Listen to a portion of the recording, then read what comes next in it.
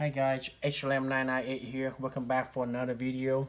Today I'm going to do a brief, short, easy overall review on this HK P30 here. So let's get started. Okay, HK P30 is very popular in Germany. I believe the Germany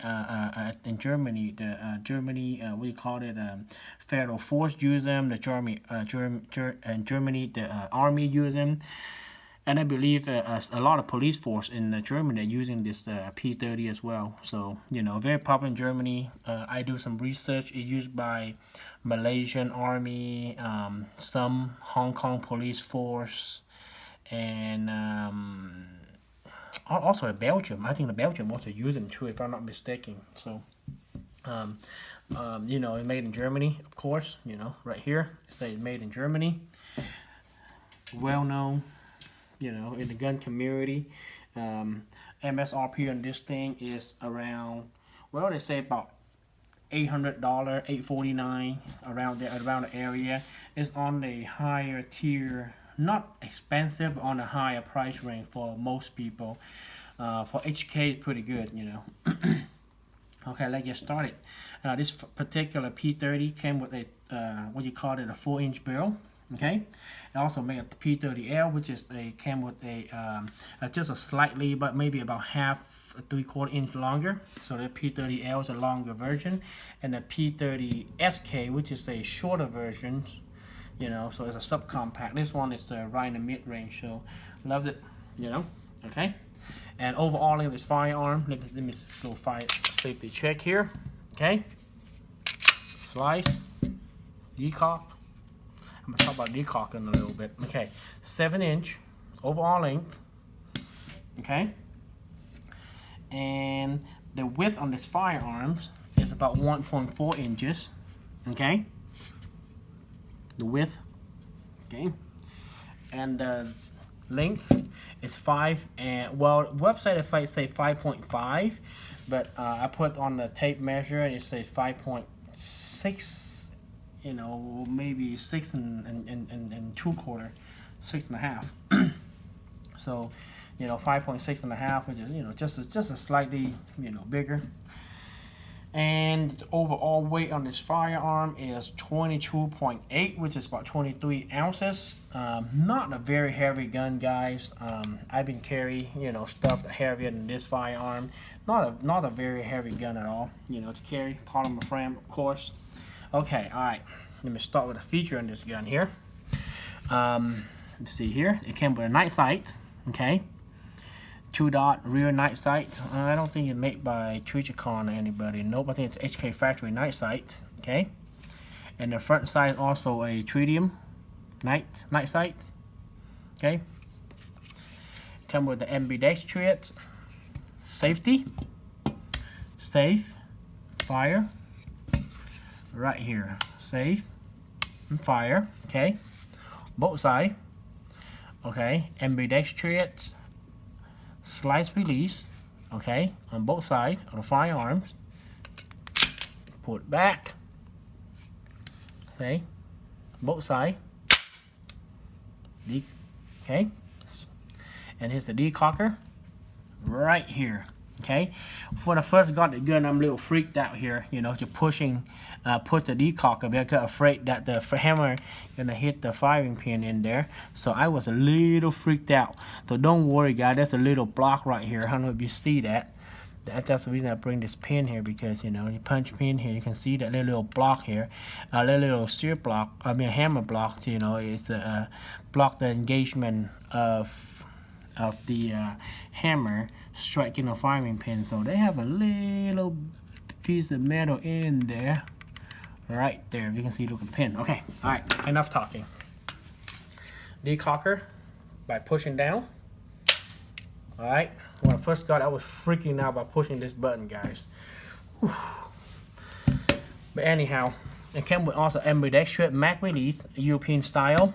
Okay, it's look identical. Well, not identical, pretty similar. I would say identical to the Walther P99 and my Walther the P22. Okay, on the right side, and on the left side, ambidextrous. Okay, so very convenient for most people, lefty or righty. Okay, I'm a righty, but my wife is lefty, but she operates firearm perfectly fine. Okay, taking this gun apart is really no-brainer, guys. It's really a no-brainer, you know. So just slice this back just a tiny bit. All right, and then all the way. So you put all the way, and you see that little notch right there, little notch. Oh, I probably won't see it, but you gotta push this little button here, little pin here. You gotta push it down. Okay, push it down and pull the slice, release, and let go of the firearm. Okay, let go of the slice, and you slice it right out. Okay, very easy, very simple. Okay, it's also came with a little buffer. Okay, the spring buffer, or recoil spring buffer, to what you call it, prevent the contact from metal to metal here. So good design, good engineering. Okay, it's a rod, it's a recoil rod. Taking it out is lift the barrel up and slice it out like most of the firearm here. And this chamber in 9x19, which is a 9mm. Also make a 40 caliber, 40 Smith & Wesson, which is very popular here in the States, but in Europe and Asia it's not as popular as that was here in the States. So just FYI. Oh no, I want to mention one thing before I put this down. Okay, all right, like I told you guys, you will follow my channel. I always, every single handgun that I purchased, I took the slice out and I put my finger around the internal of the slice, and if you feel any sharp edges, that's not a good gun to buy. With the HK and most of the firearm that I bought, they really spend a good amount of time to deburr all the sharp edges out of the slice. So it's really, if the manufacturer, they're willing to spend the time to deburr and take all the sharp edges off the firearm, it's gonna be a great firearm to buy. It's a small detail. You really gotta go down to detail on the firearm manufacturer, because a lot of them is, I hate to throw anybody off the bus, but the Smith & Wesson Sigma is really a piece of crap. Woo, that thing is just, I don't know, not a big fan of it. Okay, factory came with 2 magazine. Okay, those will be a 15 rounder. Okay, for I live in a free state, so I'll be able to have a high capacity mag, but a lot of some of you are, they're from California and New York, they probably won't have that option here, like what we have here in the here in Kansas. So taking this, putting this gun back together is very easy. Just slice the barrel back in, all right, and then no-brainer, slice what you call it, the recoil rod end, and then give a gentle push and line it up, and that's it. And the rail, you watch out for this rail here. You gotta, the slice, gotta line up with all this rail here. Be a no-brainer. Slice it in. Okay, all right, and this is a little lever here. You need to push it down. See that? Push that down to be able to put the slice in. So put it down. Pull it all the way. Okay, so the lever right there, the red lever. Push it in. It's very easy, guys. I can put it with my pinky, so just put it in. That's it. Okay, decock. They also came with a large, medium, and small back strap here. I put the medium on there because I'm not a big fan of the back of the big little hump back here, which I don't like it. I probably have a pretty good size hand compared to this firearm here, but it fit me pretty well with the medium size. The small size is too small for me, but the medium is just right. So just FYI. If you ask me, again, most of my handgun review, I would say that. What is the purpose of this firearm? I would say it's more like a range gun. Yes, you can use it for concealed carry, but it's on it's a heavier, you know, on the higher dollar price range for most of you. Put the magazine back in. It's a higher price range for most of you, you know. And plus, the 9mm is relatively cheap. You know, you can get them anywhere, Walmart, any sporting goods store, online. No brainer. Yeah, kind of stack it up like that. But hollow point, that's my carry for my, you know, on my clock. 19.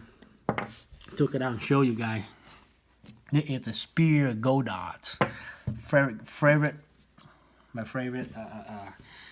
ammo to carry. That's all I carry, guys. So, okay, all right, back to the gun. Kind of distracted here a little bit. I would use it for a secondary home defense, and you can put it on under the drawers, you know, by your bedrooms, or make sure, you know, your kid don't have access to it for safety reasons. I have no problem with that, because my little girl, that she educated really well not to touch anything that, you know, that was danger, and, you know, it's a gun and so forth, and you know. So I have no problem with that. Plus, I lock it up as well. So, you know, it's, you know, just keypad to be able to get access to my firearms. Also, okay, range gun, home defense, secondary home defense. Maybe I would use it for, you know, show off. Not many people have a HK pistol in the range, but I wish that, you know, it's a USP 45 tactical. My God, that's one of the badass guns I've been dreaming about for quite a while. But still working on saving the money for it. Probably my next gun I'm gonna buy probably be a USP 45 tactical. The sticker price on it, you know, pretty high compared to this. Okay. If you give me, if you ask my advice, what I'm gonna do with this firearm again, I don't know. It's a little high dollar for carry gun. You know, I don't want to pull the gun out and then end up in a police locker room, and they piled up with 40 different guns on top of it, and plus they engraved your case number on your slides and your frame. You don't want that happen to your HK, to be honest with you. So, possibly. Yeah, for secondary home defense gun. Ergonomic wise, forgot about it almost. It feels really good in my hand. They have to come to the P30 in the rail as well, so you can mount your accessory, flashlight, laser sights, whatever you want. Your whole 9 yards, can do whatever you want with it. You know, most of you been, you know, watching this video. Either you own one or you're about to buy one, and I would say go ahead. You know, why not? You know, if you have $800, you know, laying around your bank, and you don't know what to do with, guys, get your hand on one of this. I would. If you ask me, would I buy another one of these? I would say, heck yeah, why not? You know, good firearms. Not too expensive. A lot of them is, you know, on extreme, you know, high price, but this is not ridiculous. This is not gonna break your bank, guy. This will not break your bank. Okay, I would say go ahead and buy it. So that's all I got for you guys today, and thank you very much for tuning into my videos. Please like, share, subscribe, give me a great big thumbs up. I would be greatly appreciated. Thank you very much.